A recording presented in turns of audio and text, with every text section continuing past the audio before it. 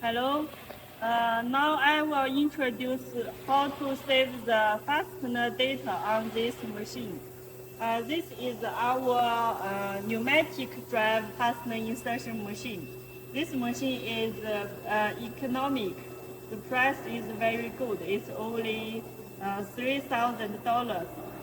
And for this very cheap machine, it also has a program function. Let me show you.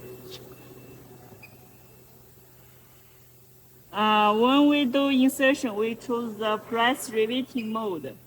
For example, now I want to press M6 nut, and I choose it, nut M6, and the material of the sheet metal is carbon steel, and confirm.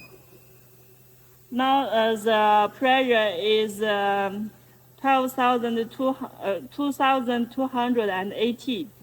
And after testing, we think the pressure is too small. We need to make it bigger. So we go here, customer mode. And we change it to 2,400. And confirm. Now it's changed. And go back. You can see here also changed. Now we can do the insertion.